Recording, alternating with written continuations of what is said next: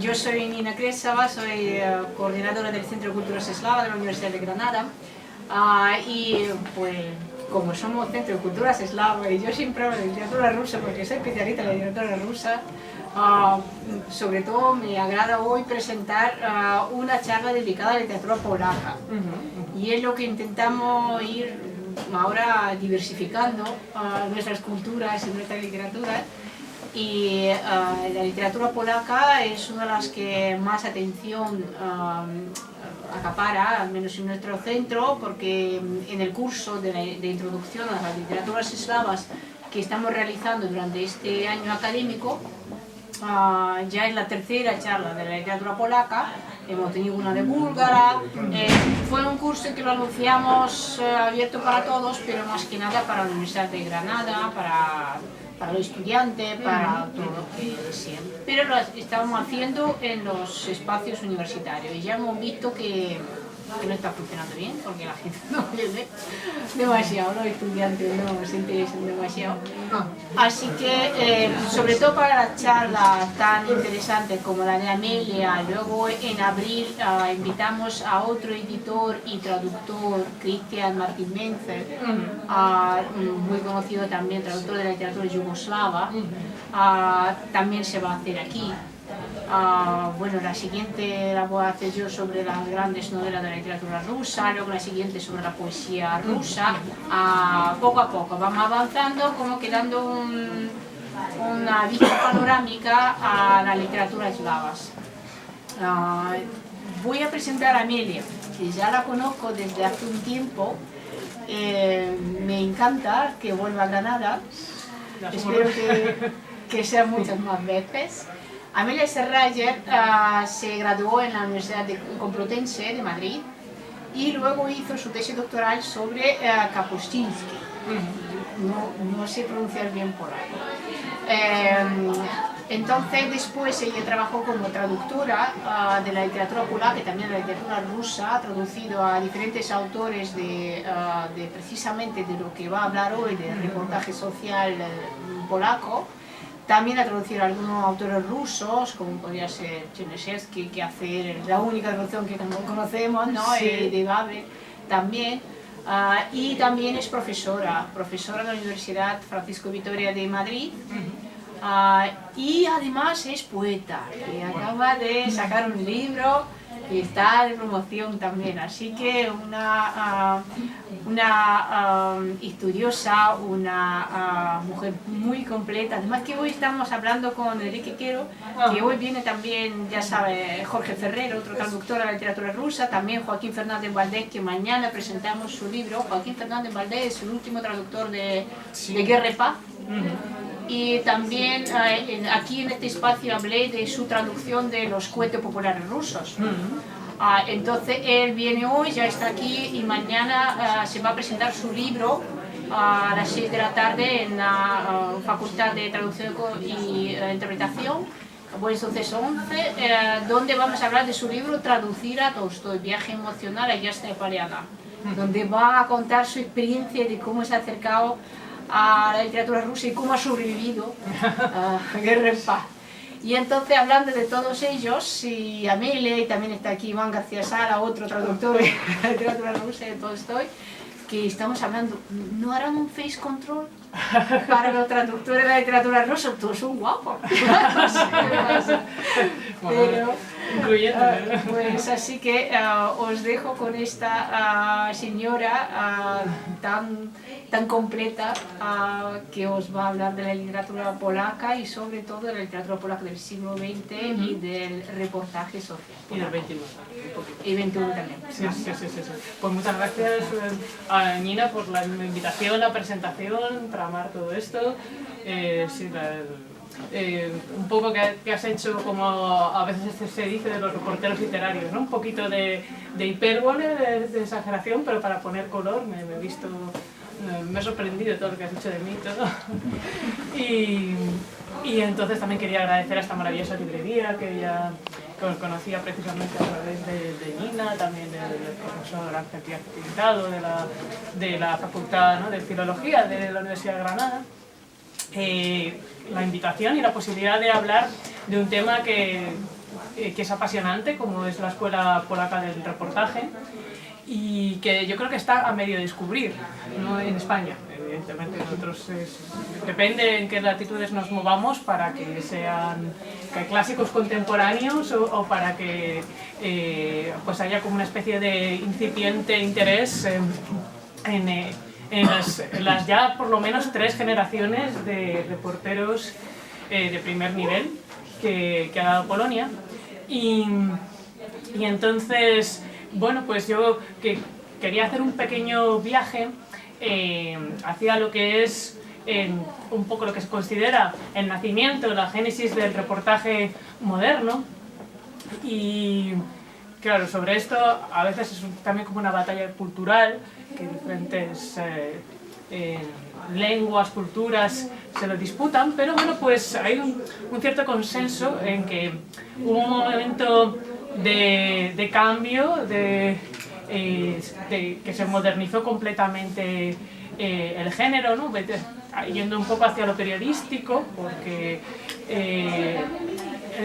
siempre ha habido un trasvase entre escritores que también se ganaban un poco la vida como escribiendo periodismo literario, y se considera que a raíz de la Revolución Soviética y con las vanguardias hubo una revista muy puntera que se llamaba Liev, León, según las siglas en ruso, ¿no? Que es el Frente Izquierdista de las Artes, y entonces allí se dio como un giro al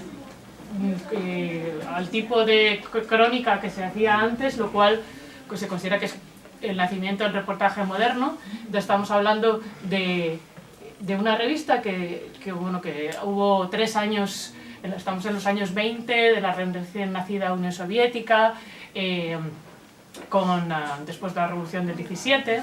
Se está experimentando mucho en ese sentido. Si conocéis, por ejemplo, el cine de Giga Viertov, el llamado cine ojo, que documenta un poco la vida en las ciudades, pues, y que no tiene como un protagonista claro, sino que pues, la ciudad y diferentes, a veces profesiones, o es como el colectivo es el protagonista, pues algo así se quiso como desembellecer esas crónicas un poco y llevarlas a la vida así como más moderna. Algo así hicieron con la crónica para que se pueda hablar del reportaje moderno, pues en esta revista que la dirigía Vladimir Mayakovsky, el gran escritor y poeta ruso, y que también estaban pues grandes intelectuales, Osin Brik,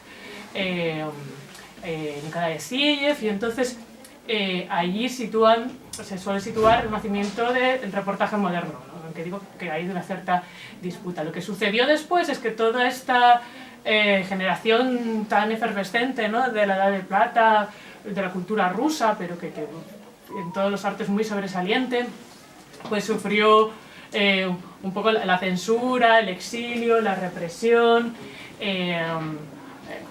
Son diferentes historias, pero pues verdaderamente se segó bastante su obra pues para imponer como ya el realismo socialista y un estilo muy definido, y controlar los contenidos y bueno, pues hacer como agitprop, ¿no? Agitación y propaganda. Entonces lo que sucedía es que así se explica cómo en Polonia, que era un país vecino y que hacía muy poquito había recobrado su independencia, porque en 1918 Polonia vuelve al mapa después de que en 1793 la repartieran Austria, Rusia y Prusia, y entonces, claro, la cultura polaca, sobre todo la parte que pertenecía al Imperio Ruso, ¿no? Del centro-este, pues hubo una especie de contacto forzoso y amplio, y tenemos una serie de intelectuales que, claro, nacieron como ciudadanos del Imperio Ruso, ¿no? Aunque fueran culturalmente polacos, y cuando ya en 1918 acaba la Primera Guerra Mundial, y como parte de los acuerdos del Tratado de Versalles, se le reconoce la independencia a Polonia otra vez, ¿no? Entonces, quiero decir que por esta cercanía cultural y esta compleja relación, ¿no? Como de invadido, invasor, pues se considera que hubo un trasvase que muchos intelectuales polacos conocieron, viajaron también a la Unión Soviética en sus inicios para ver qué era aquello, ¿no? Que era, para muchos intelectuales, pues claro, un mundo nuevo, el hombre nuevo, suscitaba mucha curiosidad. Entonces, sin tener la censura soviética, pues se pudo desarrollar este nuevo reportaje en suelo polaco más, ¿no? Y entonces, de hecho, en un principio, tanto en Rusia se conoce como literatura facta, ¿no? La palabra que se puede entender perfectamente en castellano porque hay una relación con el latín, es decir, una literatura que parte de hechos, del latín, de factum, lo cual es siempre como tener un pie, ¿no? En cada lado, si os fijáis, ¿no? Entonces, por un lado es literatura, pero por otro lado está contando hechos, ¿no? Y esto le da como una ambigüedad interesante. Y en polaco se dice literatura factu, pero vamos, es como la literatura facta en ruso. Y en el periodo de entreguerras va a haber autores muy importantes, por suerte algunos traducidos al castellano y que van a ser como los primeros maestros, que son como los grandes referentes para lo que luego ya se llamará la Escuela Polaca del Reportaje, porque digamos, al principio van a ser más 2 o 3 casos aislados y luego ya en los años 50 va a haber como una eclosión de muchos reporteros muy leídos, muy celebrados por la crítica, con mucha importancia también política y artística. Y entonces estos padres así fundadores pues son por un lado Ksawery Pruszyński, que es un autor interesante y que tiene una vinculación con España porque él estuvo durante la Guerra Civil aquí, ¿no? Destinado como corresponsal, y dejó un libro que está traducido y que es muy interesante, que se titula La España Roja, Czerwonej Hiszpanii, y que bueno, tiene ciertas concomitancias con homenaje a Cataluña de George Orwell, porque pues también vivió como esa situación tan compleja, ¿no? de incluso división dentro del bando republicano entre pues, el POUM y el Partido Comunista y el Partido Socialista, ¿no? que se estuvo, y también división con los anarquistas. Y el caso es que ese es un libro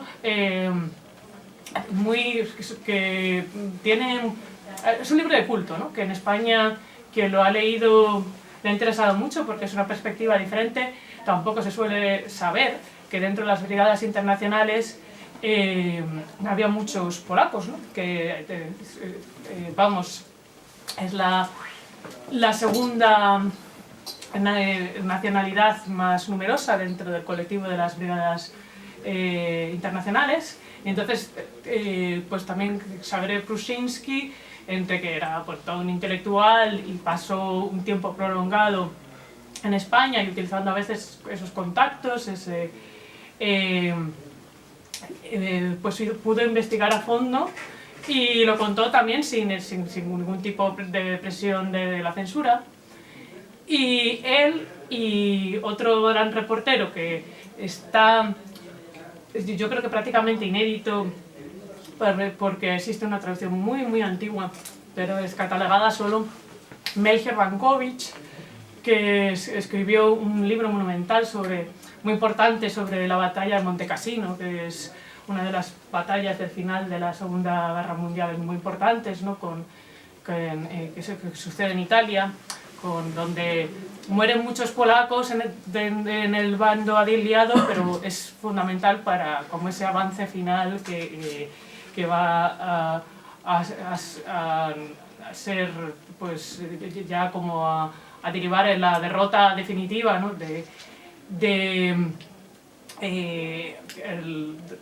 por lo que es Alemania e Italia, ¿no? de los fascismos. Y entonces este otro gran reportero, Vainkovic, pues va a ser muy curioso porque él va a decir que escribir un buen reportaje, no hablando de estas complicadas relaciones entre literatura, documento, muchas veces esto de literatura factu o facta se traduce al castellano como literatura documental, ¿no? Y para poner de relieve la importancia de los hechos, ¿no? Y de la relación que se está haciendo un poco historia del presente, como decía Timothy Garton Ash en un libro conocido. Y el caso es que pues Vainkovic, él decía que cuando le preguntaban sobre la objetividad, sobre la verdad, pues ponía una anécdota de La Fontaine, que con un discípulo suyo, con un vecino, preguntado por la verdad, pues se fijó en una garrafa, en una de estas garrafas donde se guarda el vino, y les preguntó de qué color veían el cristal de la garrafa, ¿no? Entonces, según la postura de cada uno y cómo incidía la luz, pues le dijeron verde, amarilla, y él la veía naranja.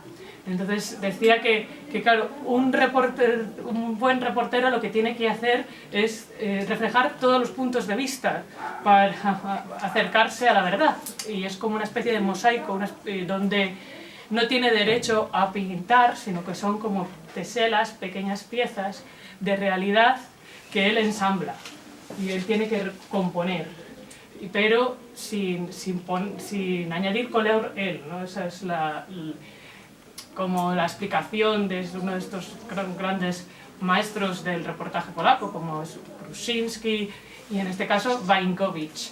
Y de esa generación de entreguerras hay otro pionero muy interesante que sí que está traducido, Kazimierz Nowak, que tiene un libro fascinante que se llama A pie y en bicicleta por el continente negro, en referencia a África, y que es un señor que a raíz de esta maravillosa y loca idea de recorrer África en solitario, en bicicleta, con la cámara de fotos, nada más, pues en el año 37, poco después de volver de sus viajes, fallecerá. Un poco pues por enfermedades que había contraído durante, ¿no? Y también es uno de los maestros de Kapuscinski, que por ejemplo inauguró pues ya a comienzos del siglo XXI, ya por el 2006, en la estación de tren de Poznań, de una ciudad polaca del oeste, muy importante. Hay ya que este reportero era oriundo de Poznań, tiene una placa, una estatua, ¿no?, que después como inauguró Kapuscinski en honor a Nowak, porque él será como el siguiente gran reportero polaco que va a África y el primero que, entre comillas, sobrevive, ¿no?, porque se considera que todos los exploradores en la cultura polaca, ¿no?, esto se decía, ¿no?, que en aquella época era como una condena a muerte que te mandaran a África, y no pues las condiciones en las que, no sé, pues actualmente viajan reporteros de la CNN, sino en la más absoluta soledad, con muy pocos medios técnicos, con poco dinero, a la aventura. Completamente, ¿no? Entonces esto lo hará Kapuscinski, 2 décadas, lo empezará a hacer 20 años después que Kazimierz Nowak, pero vamos, era toda una osadía. Y de estos 3 personajes muy leídos en Polonia y también en países eslavos, que estamos hablando del periodo de entreguerras, ellos crearon una semilla, un interés por el reportaje. Vainkovic incluso es muy bueno como emulando el lenguaje de la publicidad, con humor, crea como rimas, juegos de palabras que se quedan al lector, o títulos así como muy impactantes, que tienen que tiene un reportaje, por ejemplo, que se llama Prosto Skrove, como si fuera la leche directamente de la vaca, ¿no? Como fresca, recién hecha. O sea, es un poco desmitificador el nombre, pero suena así como muy chocante. Quieres en polaco, ¿no? Quieres saber qué es este texto, de qué me están hablando. Y entonces lo que sucede es que en los años 50, en el 53, tenemos un momento muy importante, que es la muerte de Stalin y el deshielo, y una cierta apertura en todo el bloque del este, porque evidentemente pues la época stalinista ha sido muy dura en cuanto a purgas, deportaciones, también destrucción de manuscritos, censura. Y llega un periodo diferente de apertura así como cultural, que va a ser muy importante en Polonia, porque va a ser lo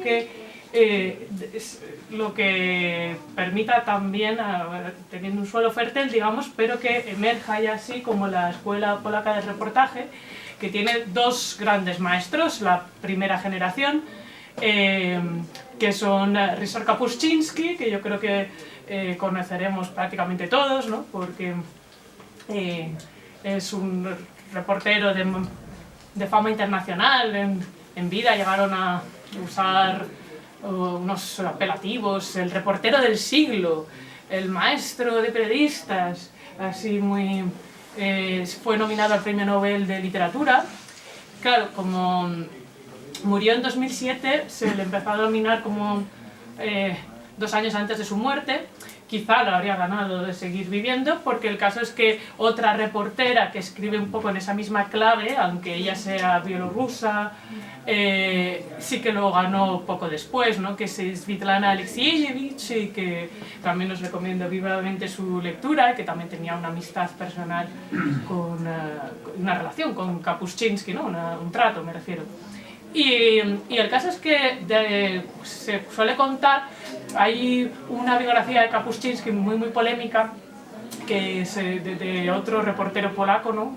De la generación siguiente, que sigue escribiendo, de Artur Domosławski, que se llama Kapuscinski Non-Fiction, haciendo un juego con lo que hemos hablado, de que el reportaje tiene un pie literario, ¿no? Como casi en la ficción, porque tiene un cuidado por el lenguaje, tiene recursos, tiene una construcción, pero a la vez está basado en hechos, ¿no? Entonces, en esta biografía se cuenta muy bien cómo nace la escuela polaca del reportaje, porque algunos de estos jóvenes reporteros habían tenido como problemas con la censura, pero bueno, en este nuevo clima aperturista, diferente al stalinismo, ya con Nikita Khrushchev, y cuando ya en Polonia llega un poquito más tarde el deshielo, ¿no? Pero también, por supuesto, llega, pues entonces el poder decide que, pues bueno, que les cambia de revista, que a lo mejor les cierra la revista que era más reivindicativa o más controvertida, pero van a seguir trabajando como reporteros. Y entonces esto hace que se explica algunas de las claves de estilo de la escuela polaca de reportaje, que son bastante curiosas, porque están contando sucesos reales, pero a través de alegorías, fábulas, de forma de que pasará ese reportaje la censura, y cuenta como con la complicidad del lector, que en un principio se espera que sea también polaco, ¿no? Porque el polaco pues entonces no era un idioma especialmente traducido, ¿no? O a veces a otros países que también son eslavos y están en ese mismo bloque del este, que están acostumbrados a ese juego con la censura. Y entonces los dos grandes reporteros de esta generación, tanto Kapuscinski como Hanna Kral, van a contar a lo mejor una historia, pero luego esa historia tiene también un mensaje cifrado, que no es, que a lo mejor no es la primera lectura, pero para sus seguidores está claro. Y gracias a utilizar sí, como una especie de subtexto y hacer parábolas, van a poder, claro, pues destapar verdades muy incómodas, ¿no? Sin hacerlo directamente. De hecho, esto está explicado de una forma que parece complicadísimo, ¿no? Pero este famoso libro de 1978 de Kapuscinski, El emperador, pues está contando la caída de Haile Selassie, el emperador de Etiopía, que es un personaje así fascinante, como parece salido de la antigüedad, o casi por lo anacrónico de su corte, ¿no? Pero claro, es un libro que pues a lo mejor los lectores españoles se lo pueden tomar simplemente como si estuviera hablando de Etiopía y cómo era la vida en aquel palacio donde Selassie era el rey de reyes, era una especie de casi dios, ¿no? Pero por otro lado, él estaba contando ese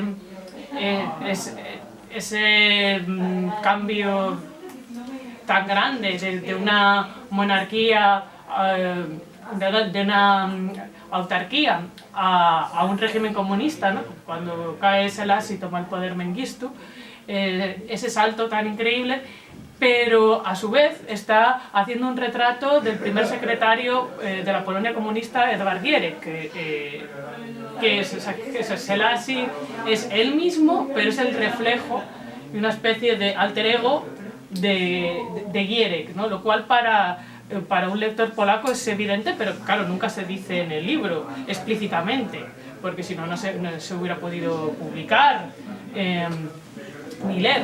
Y entonces, y el libro además está construido de otra forma muy diferente que los reportajes así que había hecho Kapuscinski hasta el momento, porque para retratar a un hombre también tan hermético, tan endiosado, lo hace a través de los funcionarios del palacio, ¿no? Entonces está contando, claro, el servilismo que genera el poder, digamos, absoluto, o el poder ya, claro, descontrolado, ¿no? Entonces allí se ve reflejado, pues claro, tanto Selassie y este primer secretario de la Polonia comunista, Edward Gierek, como pues todos esos lacayos, lo que se llamaba también hacer la nomenclatura, los funcionarios, la gente como servil, que era cómplice de los todopoderosos, digamos, y sí, que sin ellos verdaderamente no se hubiera podido sostener, ¿no? Probablemente ese poder tan desmesurado, ¿no? Aunque evidentemente pues también tenían sus derechos y mermados, ¿no? Entonces el emperador es una cosa curiosísima porque no se sabe muy bien, ya que tienen tanta importancia los funcionarios del palacio, no se sabe si estamos ante una especie de tragedia griega que tiene un coro, que son estos funcionarios con un papel importante en la narración, y de hecho se ha llevado al teatro y vamos, ha estado en Londres, así como en los años 80 estuvo representada con mucha polémica, porque se manifestaban los nobles etíopes afuera del teatro, porque pues todos estos digamos la nobleza que rodeaba a Selassie, pues los que pudieron, pues una parte importante al parecer pues huyó a Londres por la fuerza que tiene el texto y por esta especie como de halo dramático, y que es una fusión de géneros. En cierta forma no es un reportaje polifónico, ¿no? Que hemos dicho que van contando todos estos funcionarios del palacio, y en él está muy cuidado el lenguaje, que eso es algo que en el reportaje, a lo mejor como nosotros lo concebimos, no pensamos en que se pueda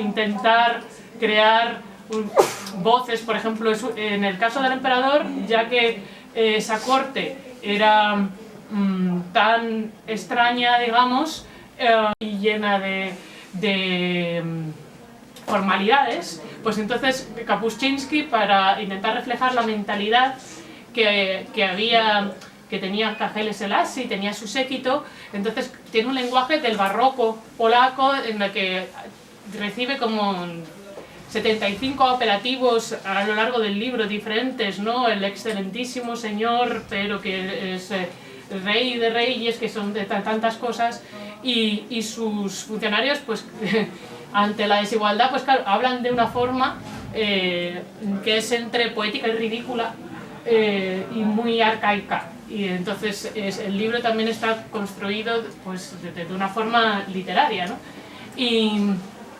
Y bueno, pues generó mucho debate en Polonia, y luego es el libro que también le hizo famoso en el extranjero, curiosamente, y es para muchos, bueno, se le suele comparar con Kafka por lo surrealista del asunto, pero pues para algunos es como eso, de los mejores reportajes, si no el mejor del siglo XX, y el caso es que es curioso porque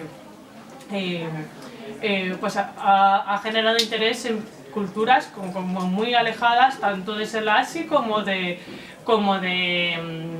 Gierek, el primer secretario polaco. Incluso cuando se tradujo, primero se tradujo en los años 80 al inglés, que tuvo se tradujo, hay que decir que a otros idiomas un poquito antes, ¿no? Pero a una lengua de gran difusión, sería el inglés la primera que se tradujo, y es curioso porque a partir de ahí al francés, al alemán, en la crítica, por ejemplo, en Suiza decía que el emperador para ellos era el director general de una multinacional, y entonces los trabajadores así como más los mandados, digamos, eran los funcionarios del palacio. Veía ese tipo de relaciones de poder y ese tipo de servilismo en ese otro contexto, ¿no? Y es un libro que se permite, con eso todo de que experimenta mucho. Kapuscinski decía que se había cansado de hacer crónicas, ciclos de reportajes, o de exaltar la figura de guerrilleros legendarios, porque él estuvo destinado también a América Latina entre el 72 y el 77, para cubrir toda América Latina, que no es poco. Y entonces con el emperador quiso hacer algo completamente distinto, y entonces incluso llega al punto, que esto ya ha sido muy polémico, de que cambia la muerte de Haile Selassie. Claro, no sé hasta qué punto debería, por si os interesa verlo, porque es un libro apasionante, hasta qué punto debería contarlo, pero el caso es que cambia las circunstancias de la muerte, ¿no? Evidentemente con conciencia de ello, ¿no? Entonces cabe preguntarse si es precisamente por ese paralelismo con Gierek, pues, y para no impedirse publicar, ¿no? No vaya a ser que se lea como con un mensaje violento, más es una crítica del poder, ¿no? Y de ese poder así desmesurado. Entonces, bueno, tanto hablar de este libro y de esas, yo creo que es porque se entiende muy bien cómo funciona con mensajes ocultos, con fábulas, con este en concreto, ¿no? Como una parábola. Luego vino, por ejemplo, el Shah o la desmesura del poder, Shah in Shah en polaco, que es también otro personaje pues, que guarda ciertas similitudes, guardaba ciertas similitudes con Selassie, el Shah de Persia, en cuanto al líder pues, de un país que resulta exótico y con unos poderes que parece que en el siglo XX ya deberían estar más limitados, y sin embargo no. Y entonces hay una caída muy, muy dramática y un cambio social brusco, ¿no? Y el caso es que entonces allí también nuevamente pues hay paralelismos con la situación política en Polonia, en el caso del Shah o la desmesura del poder, claro, los ayatolás y la religión tuvo mucha importancia en la revuelta. Entonces, pues Kapuscinski decía que pues, eso él lo supo ver más que otros reporteros internacionales, porque en Polonia ocurría algo así, que durante la época comunista pues claro, era una sociedad laica, aunque Polonia pues, era un país muy católico y siempre había una especie bueno, claro, pues no estaba como evidentemente prohibido el culto del todo, pero sí que se puso un voto a la iglesia, y sí que entre algunos de las... por ejemplo, hubo en los años 80 un momento muy sonado que ustedes recordarán, que fue el asesinato de un sacerdote polaco, Jerzy Popieluszko, que pues, después de varias tentativas por parte de la represión comunista de matarle, ¿no? Después no fue el primer secuestro cuando finalmente consiguieron asesinarle.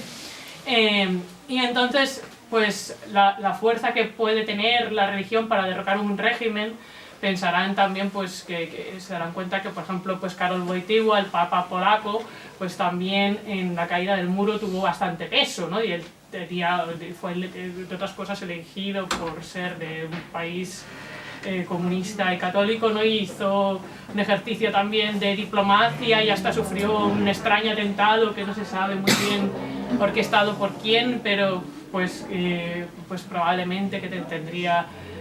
Pues, a veces, aunque era Aliaca, era argelino el autor del atentado, pues, pero evidentemente pues, ordenado desde distancias más altas, ¿no? Y entonces quería leeros un poco del emperador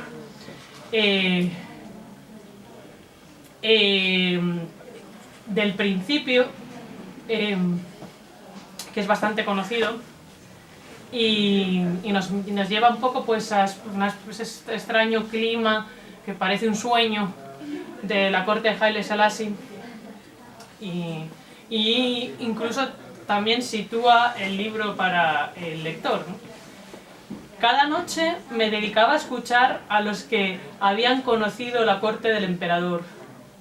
En un tiempo habían sido hombres de palacio, o al menos disfrutaban del derecho a acceder a él libremente. No han quedado muchos. Parte de ellos fueron fusilados.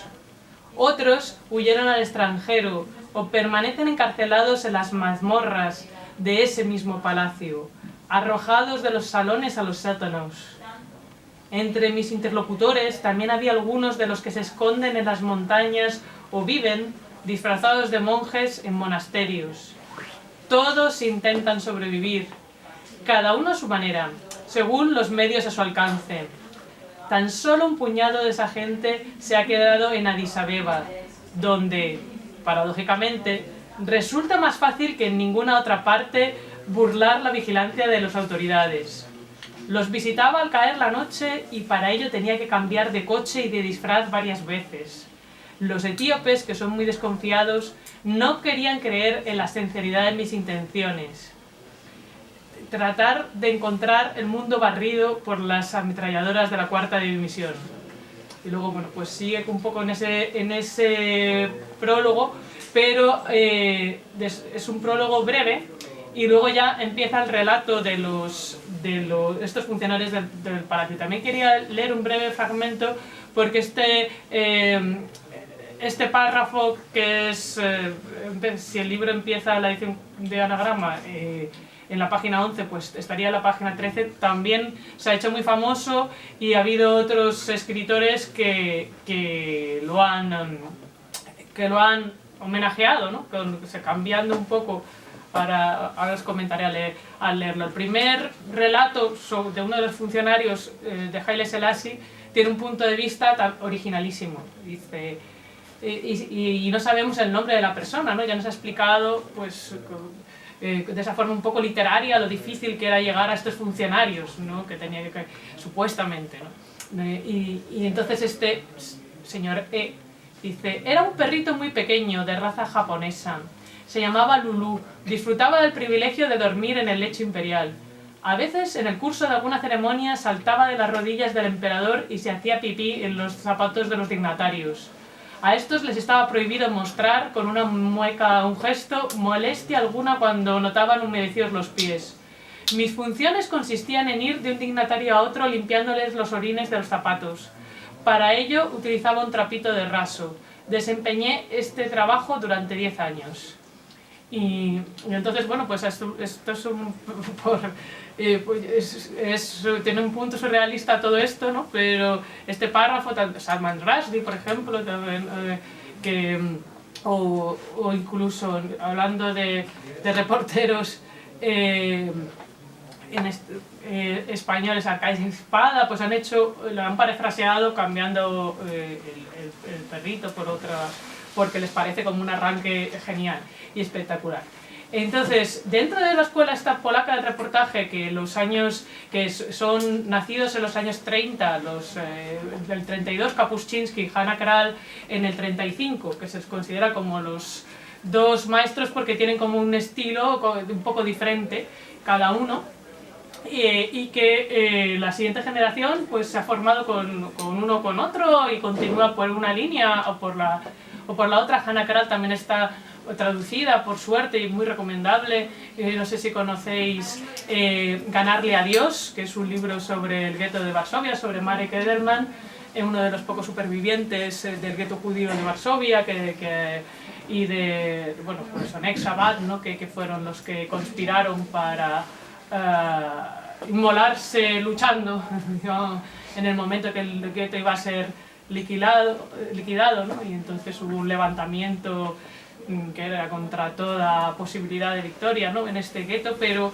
de los pocos supervivientes, Marek Ederman pues cuenta estos dramáticos momentos a Hanna Kral, que tiene un estilo diferente de Kapuscinski, porque en este libro justamente no, pero Kapuscinski en la mayor parte de sus reportajes es bastante protagonista él también, ¿no? Es el autor y a la vez uno de los personajes, el reportero, ¿no? Y en cambio Hanna Kral pues tiene fama de dejar mucho espacio a sus entrevistados, y ella como pasar a un segundo plano, aunque se reflejan a veces las preguntas que hace, pero deja hablar a los protagonistas de sus relatos.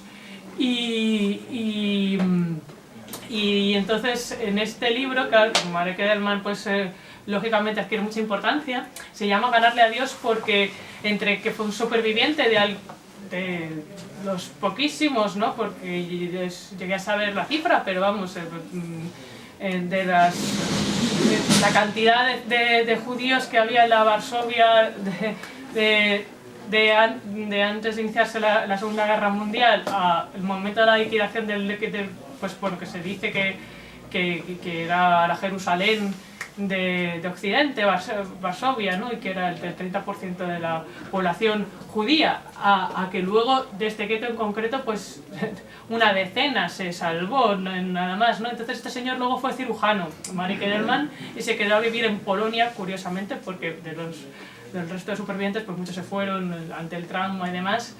Y bueno, pues el libro se llama Zdążyć przed Panem Bogiem, ganarle a Dios, ¿no? Por esta circunstancia de haber sobrevivido, de ser cirujano, una profesión tan delicada. Tiene otro libro muy interesante, Al este del Arbat, que también se puede leer en castellano, donde se habla también de la Unión Soviética y esa de la parte así como asiática, digamos, y donde a veces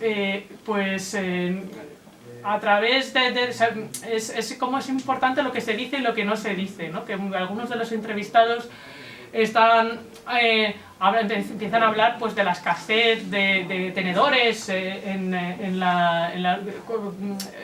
que es una realidad por un lado innegable, pero por otro lado que dice de la carestía en la que están viviendo, por poner un ejemplo, y de una forma indirecta también critica el sistema soviético, pero pues digamos que con sutileza, de puntillas, ¿no? Y a través de sus entrevistados, que son diferentes personajes, muchos anónimos, pero pues también son importantes por su profesión, por lo que comparten.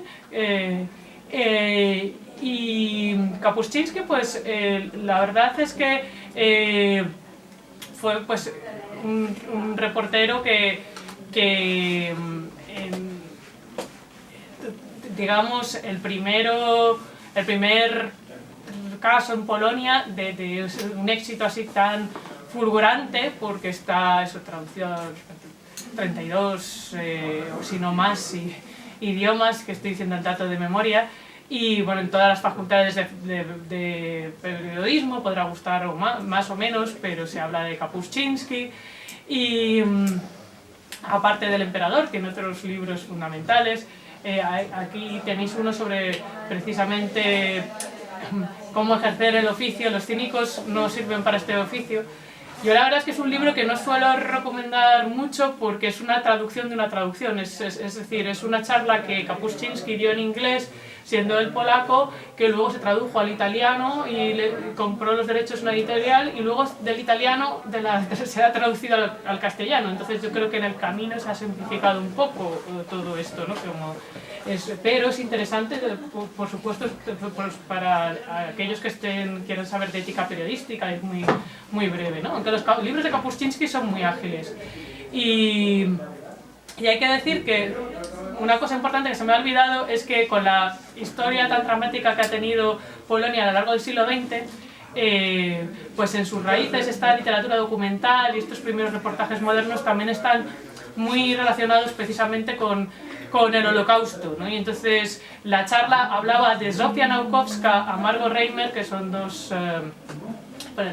Zofia Naukowska consideraríamos más escritora que periodista, y a Margot Reimer pues la consideramos reportera plenamente, ¿no? Pero Zofia Naukowska tiene un libro, es una novelista polaca que ella cultiva una corriente que se llama el autenticismo, ¿no? Entonces, pues autenticismo, la palabra ya lo dice, está muy cerca de la realidad, ¿no? Se ha publicado una novela suya, por ejemplo, recientemente en Báltica, muy interesante, Invierno en los Alpes, que es el primer libro en el que se habla del genocidio armenio. No es el tema central del libro, pero es la primera persona que está documentada que escribiera sobre ello. Por es que Naukowska, que era una intelectual feminista, partidaria de la emancipación al final, ¿no? Y es otra de las...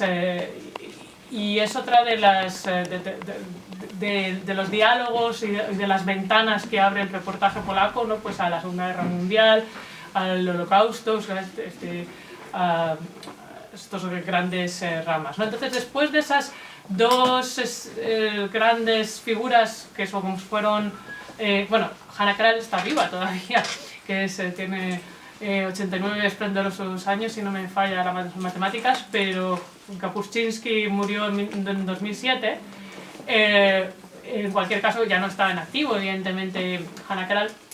Pues ellos, claro, se considera también que hay un tercer reportero, Krzysztof Konkolewski, pues se le dice que son la triple K, que es de esa primera oleada y que es como el teórico del grupo y el que ha explicado esta evolución del reportaje y las fuentes y con más rigor. Pero bueno, Krall y Kapuscinski son como los dos grandes estilos, y después muchas veces pues por interés personal, por sus lecturas o incluso porque trabajaban con ellos, porque el principal periódico polaco, que tiene también un semanario de amplio formato donde aparecen reportajes de largo alcance, lo que no cabe en una noticia breve, ¿no?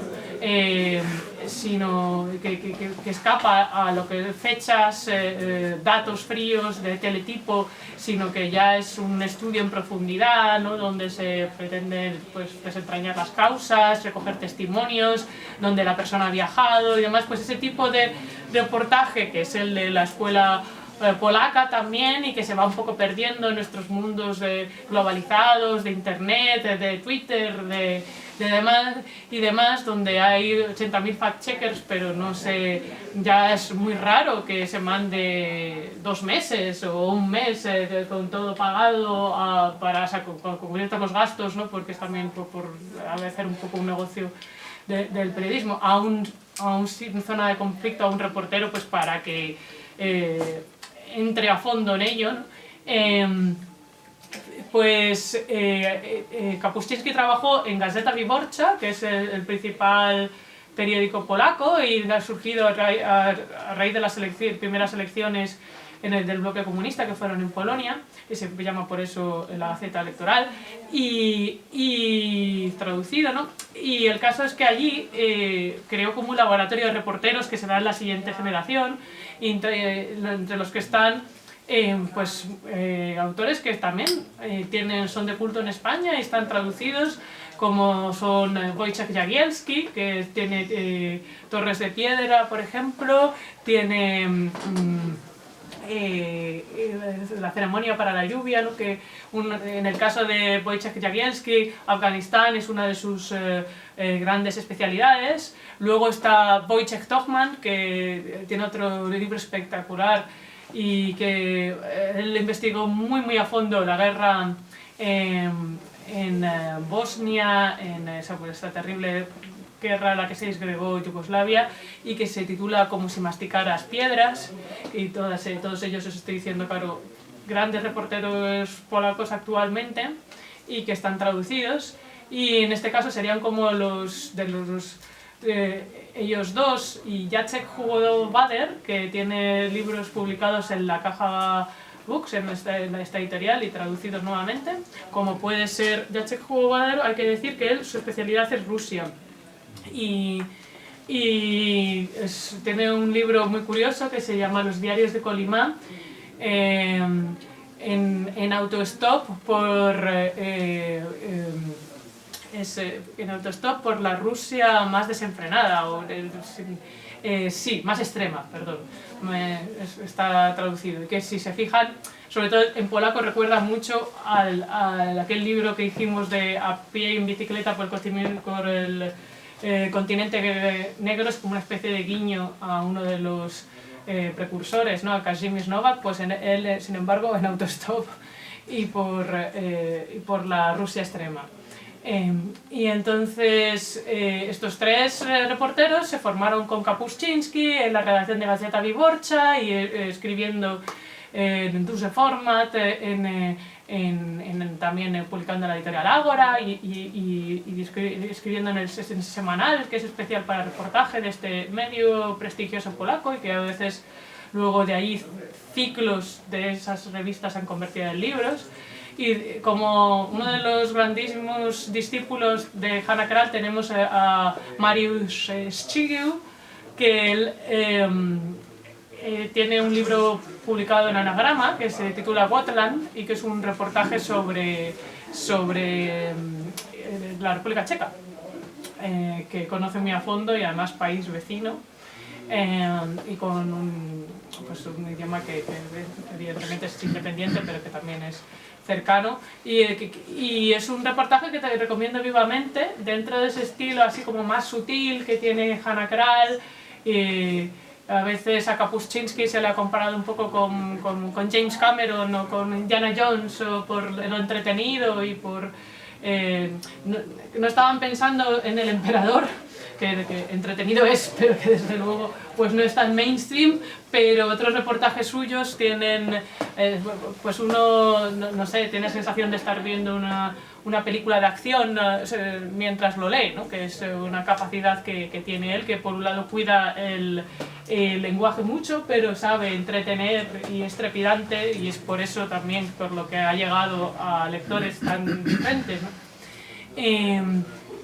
Y entonces está este otro estilo más intimista, más sutil, de muchos detalles, con ironía también, de Hannah Krall, y que luego hereda Szczygieł, pero es muy interesante de ver, que se habla que también es un poco como la gota, que ver al detalle, ¿no? que forma parte del océano. Se hace a veces esa metáfora o asociación para describir cómo escriben. Y ahora mismo hay una generación también de reporteros más jóvenes, por lo menos una, podríamos considerar que incluso más, que también por sus lectores, su calidad, lo interesante de los temas que escriben, que están siendo traducidos. Y entonces aquí llegamos a la persona que cerraba el título de la charla, Margot Rata Reimer, que es una reportera nacida en 1982 y que tiene 2 libros en castellano. Uno se llama Bucarest y el otro se llama Barro más dulce que me da miel, que me estaba saliendo en polaco, y que son también muy recomendables. Es curioso porque su cotraductora, Agata Rzeszek, recientemente premiada, es la traductora de Kapuscinski, además, y bueno, una gran traductora. Imagínense traducir no hacia tu idioma materno, que el suyo es el polaco, sino hacia la segunda lengua, ¿no? Y llevar pues yo he perdido la cuenta con Agata Rzeszek, pero debe llevar por lo menos 40 libros traducidos, ¿no? ¿Qué dominio hay que tener del lenguaje para eso, ¿no? Y encima reportaje literario, que ya hemos dicho que tiene parábolas, metáforas, juega con el estilo y demás. Y aparte de Margot Rata Reimer, pues podemos ver de esta generación más joven. Hay un caso curioso, por ejemplo, que de momento he tenido la suerte de traducirle crónicas, pero estamos allí moviéndonos para que salga con ya libro entero, que es un reportero polaco que vive en Berlín y que también, bueno, tiene un pie en Granada, de hecho, que es Stanisław, está en Estrasburgo. Y entonces él, que pues es un poquito mayor que Margot Rata Reimer, ahora que no nos escucha, que ahora mismo está en México, pero vamos, es también bastante más joven que los anteriores que hemos mencionado, y entonces es pues de esa generación un poco más joven. Él ha hablado mucho, claro, antes pues empezó siendo su especialidad Siria y luego el Líbano, lo que son países en los que ha vivido, y tiene, incluso ha escrito también El mercader de recuerdos, una novela así como cercana a la no ficción, que habla sobre Siria. Luego tiene otro libro sobre el Líbano que se llama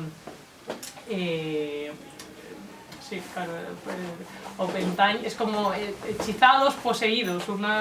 Todavía hay que darle una vuelta a ese título para que no parezca diferente de lo que es el libro, que es un reportaje, me refiero. Y él está ahora inmerso en un proyecto que tiene que ver con repensar también la Unión Europea, con buscar una solución pacífica pues a lo que es esta terrible guerra entre Rusia y Ucrania, y que él lo llama utopía, ¿no? Como pues apuesta por la paz, utilizando la parte lógicamente europea y el sufijo eu, ¿no? Del griego, del prefijo eu, del griego, que significa bueno, como sabéis, y demás, y la fuerza de lo utópico, ¿no? Pero que a la vez podría ser real. Pues tiene un ciclo de reportajes sobre esto, sobre repensar la Europa que queremos, y es que es lo que se ocupa ahora, por un lado, el que también está escribiendo, está haciendo una investigación como ensayo histórico, aprovechando los maravillosos archivos que hay en la Universidad de Granada, entre otras cuestiones, y tiene como otro libro en preparación.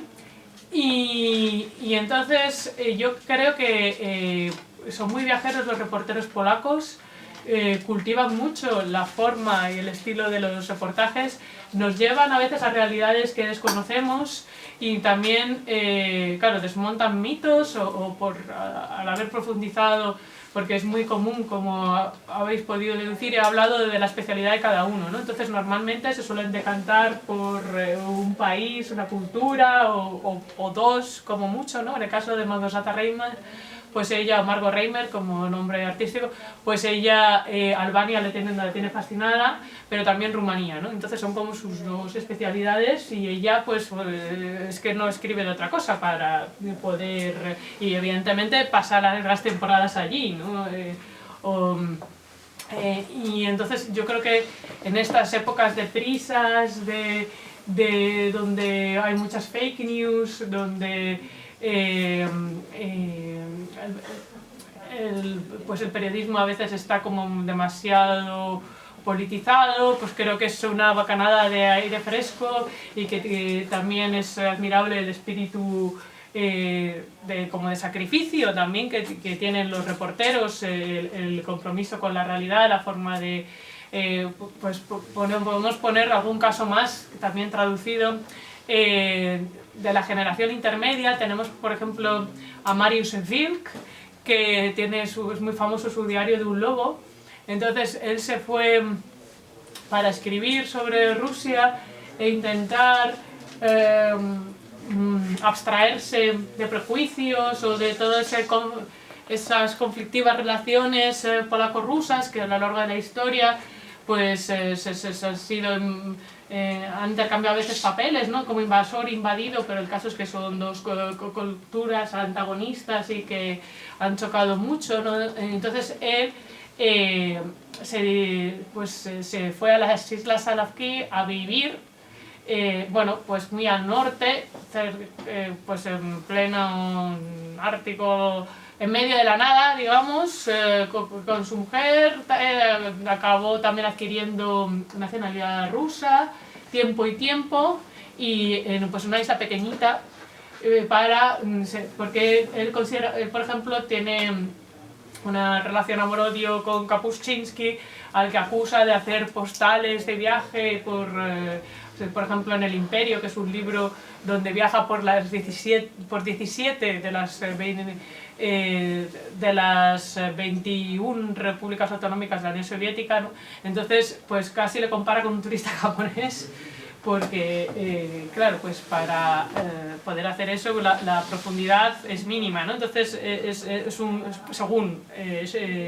según Marius Wilk, que esa es su crítica a su dardo envenenado, también es cierto que evidentemente cuando uno ejerce un oficio con tanto compromiso y implicación personal como la de un reportero, ¿no? Pues es más exigente, ¿no? Y con la fama internacional y el peso que ha tenido en Polonia y no solo Kapuscinski. Y el caso es que, claro, él pone exactamente lo contrario. Entonces, Marius Wilk ha tenido luego problemas políticos un poco con el actual gobierno ruso, pero fácilmente ha estado 15 años viviendo en esta misma isla, con lo cual, pues, al final, hasta su polaco es extraño del original, o sea, que está como rusificado, no sabemos, ya casi se ha metamorfoseado o se ha rusificado tanto, ¿no? Y entonces estos reporteros pues son, claro, es una tradición donde es muy importante ese compromiso con la realidad, con las otras culturas. Hay algún caso que tristemente han fallecido, ¿no? Beata Pawlak, por ejemplo, es una reportera de esa generación intermedia a la que pertenecería pues este señor tan peculiar, Marius Wilk, por ejemplo, y entonces ella murió cubriendo, como en uno de sus viajes, y bueno, ya era una reportera importante antes y además murió pues como con 50 años, no por causas naturales, ¿no? Y entonces eso se ha vuelto todavía más a raíz de estos hechos, y hay que decir que durante mucho tiempo, claro, se habló de la escuela polaca del reportaje, se sigue hablando muchísimo, ¿no? Pero quiero deciros que era como una especie de etiqueta o denominación que uno la googleaba y te salía una cantidad de información Pero es que estos reporteros han creado una escuela física muy prestigiosa en Varsovia, con lo cual si ahora uno busca la escuela para que haga el reportaje, le va a llevar a esa institución donde podemos aprender reporterismo de mano de los maestros, y va a haber muy poca información al respecto, que es pues, toda una ironía, en castellano me refiero, ¿no? Entonces yo creo que conviene cruzar la frontera, como decía Kapuscinski, que él decía que el sentido de la vida está en cruzar fronteras, y normalmente lo entendemos literal y metafóricamente, y más en la época de la Guerra Fría y del mundo dividido en dos bloques, y donde no se daban pasaportes prácticamente, y donde pasar una frontera era un hito, ¿no? Y para alguien como Kapuscinski pues no creo que de niño, de joven, se imaginara cómo iba a ser su vida en el futuro en absoluto, ¿no? Entonces yo creo que es muy recomendable leer a estos reporteros, y claro, además podemos elegir la temática un poco, ¿no? Que nos resulte más interesante. En relación con España, ahora hay otra, Katarzyna Kobylarczyk, que ha publicado un reportaje sobre la guerra civil y bueno, pues las fosas, la memoria histórica, que también está traducido, y que ahora tengo en la punta de la lengua el título y no me sale, estoy dándole vueltas, así que es un libro muy interesante. Tiene la palabra huesos en el título, pero ahora no me viene, pero sería otra mujer reportera importante, no solo por este libro, ¿no? Pero que podemos encontrar al traducir al español el catalán, y que ha pasado temporadas viviendo aquí, ¿no? Para documentarse. Luego estaría, por ejemplo, de la generación más joven, Anna Agustiña, que aunque ella hace también literatura, no solo reportaje, y sus reportajes son como biografías tipo quest de personajes reales con mucho material, y entonces les podría recomendar En busca del conde Sobański, que habla sobre un intelectual polaco, Antoni Sobański, que fue corresponsal en el Berlín, donde Hitler tomó el poder, y poco a poco, ¿no? se fue el nacionalsocialismo, ¿no? se apoderó de Alemania, y bueno, pues yo quería acabar con una frase también de Ryszard Kapuscinski, que a su vez es una frase de un gran poeta polaco, el gran poeta del romanticismo, el gran bardo Adam Mickiewicz, que dice, o sea, que es una frase como que la dice a los dos, ¿no? El uno lo dice, Kapuscinski lo decía más homenajeando a Mickiewicz, Adam Mickiewicz. Entonces mide tus fuerzas por tus intenciones y nunca al revés. Entonces pues eso es lo que debió ocurrir, ¿no? Cuando siendo bastante joven, pues, y con esa connotación de que ningún otro compañero suyo había sobrevivido, pues recibe el encargo en el 58 de ir a África, que empezaba la serie de independencias, ¿no? De la colonización, solo para él ser el corresponsal para todo el continente de la agencia polaca de noticias de la Polonia comunista. Y con ese espíritu, pues algo o mucho se pudo hacer, ¿no? Pues, muchas gracias, Emilia.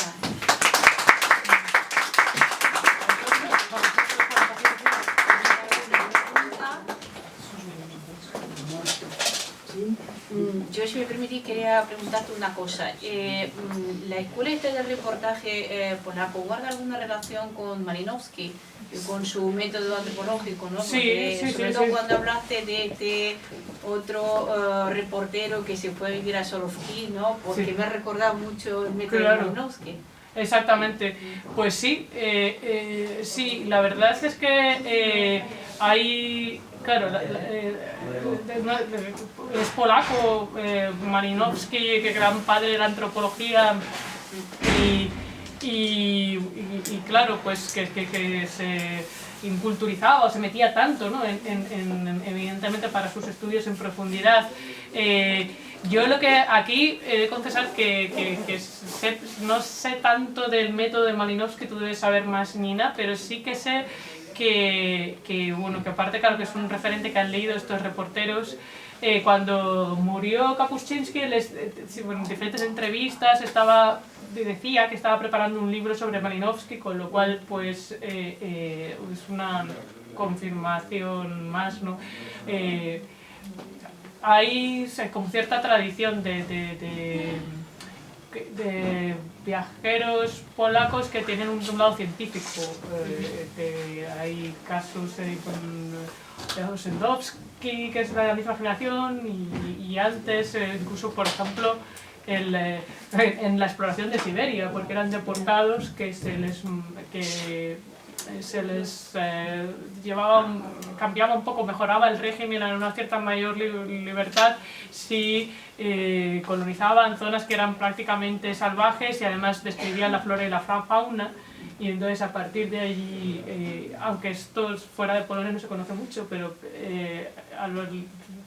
se ha mantenido como ese espíritu pues inquieto, viajero y además con un lado científico, ¿no? Como es el caso de Malinowski, ya no tan científico si pensamos los reporteros, pero sí que pues al menos hay como un cierto compromiso con la verdad, ¿no? Una búsqueda de la objetividad y luego para todos estos que hemos nombrado es muy importante estar en el lugar de los hechos, ¿no?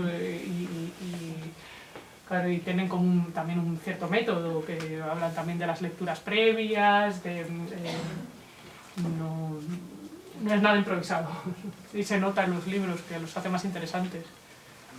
Muchas gracias. Yo le tenía una pregunta. Sí. Quería preguntarte más poco, bueno, aunque la charla está más orientada al tema de los reportajes, quería preguntarte por tu experiencia como traductora. Ajá. Porque entiendo que traducir no es tan sencillo como trasladar una palabra de un idioma a otro. Me imagino que es difícil traducir, pues, entre otras cosas, pues, referentes culturales, léxicos inequivalentes o figuras y tropos, pero yo te quería preguntar precisamente en toda tu experiencia como traductora, ¿qué es lo más difícil de traducir, y tanto del ruso como del polaco, y a qué solución suele recurrir? Caramba, con la pregunta. Pues sí, claro, es una pregunta interesante. Sí, es que, claro, suelo decir, para simplificar, que los grandes autores son más difíciles de traducir, ¿no? Porque hacen maravillas con el lenguaje y también tienen mucho contenido, y porque tienen una voz y un estilo, y uno mientras traduce, pues hay una primera fase que no estás con el ordenador pues trasvasando al castellano el original, y no sabes por qué suenan muy diferente. Son los mismos hechos, pero no tiene la fuerza, no tiene el gancho, no tiene la personalidad, y entonces te vas como poniendo nervioso. ¿Qué está haciendo? ¿No? ¿Qué recursos utiliza? ¿Cómo escribe? Ya muy pensado, ¿no? Como una especie de crimen que se planea para tener esa potencia que tú a lo mejor puedes estar contando lo mismo, pero no hechizas, tiene la mitad de fuerza, queda como desdibujado. Entonces ese es uno de los retos, porque también tenemos todos una forma de expresarnos, entonces claro, eso sin querer te sale y debes esconderlo, de ser como un camaleón y dejar paso a la voz y al estilo y a las peculiaridades y los recursos del autor, del original. Y luego a veces, claro, pues efectivamente son libros que reflejan una realidad muy concreta y que a ti te resulta lejana, y entonces es interesante pues ser un poco detective y te metes en otros mundos y aprendes también, y a veces un poco de antes de rata de hemeroteca, de biblioteca, pero también pues entre internet, entre otras lecturas, todo lo que para saber más y a veces, claro, también porque tiene una carga emocional grande, ¿no? Todos estos libros, que sí, he traducido unos cuantos sobre el Holocausto, sobre el Gulag, pues es un tema real, duro, difícil y del que creemos que sabemos, pero a la vez no, porque solo aquellos que lo han experimentado y porque tiene como unas rutinas que a veces están en otros idiomas, como el alemán, o que tiene unas... Es como todo un submundo, universo diferente, y a veces a través del lenguaje te das más cuenta de lo extraño y distinto que era esa realidad. Pero bueno, otras veces pues hay claro, temas muy concretos, o suele ser un reto también muy común, que son culturas donde hay una cierta multiculturalidad que solo hace más rico, ¿no? Y entonces a veces hay personajes que están hablando en otros idiomas y entonces pues uno traduce, claro, en principio, en mi caso, ruso, polaco, pero si hablan en yiddish, pero si, entonces ahí pues te supone un reto eso, incorporar, que a veces no son poquitas cosas, o tienen cierta importancia, aunque sea breve, y luego es algo muy personal.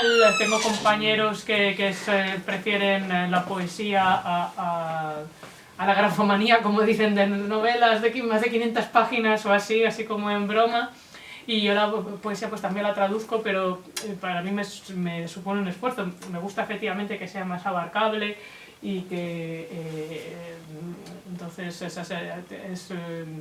uno no se siente... Yo, por ejemplo, con Chernyshevsky, pues ese libro para mí me costó muchísimo, tardé más yo en traducirlo que él en escribirlo, según cuentan. Y entonces, claro, pues 550 páginas de un gran intelectual que era filósofo, pensador político, en así el socialismo utópico de uno de los padres, en un lenguaje que ahora ya no se habla. Hoy en día pues parece que estamos como en otro tipo de sociedad, y él estaba encarcelado además cuando lo escribió, y con una gran concentración.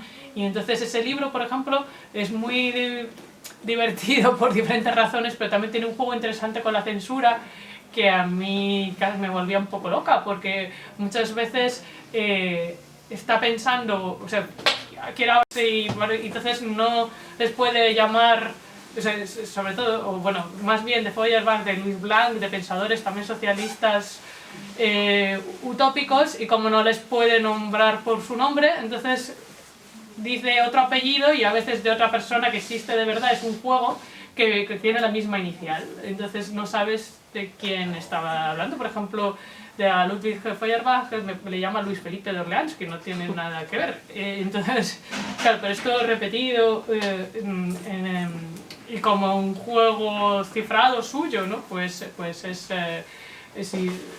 yo cuando empecé pues sabía poquito de Chernyshevsky cuando empecé a traducirle, ¿no? Tienes que meterte en su vida y obra para estas sutilezas pues, comprenderlas, o incluso que no sea que notes que algo pasa, pero sino que sepas así ir a lo concreto, ¿no? Entonces, pero bueno, eso es para pensarlo. Eso es para pensarlo y comentarlo y debatirlo también con Gino y más traductores, ¿no? Mañana lo debatiremos. Sí, exactamente. Pues muchas gracias a todos por venir. Mire, muchísimas gracias por...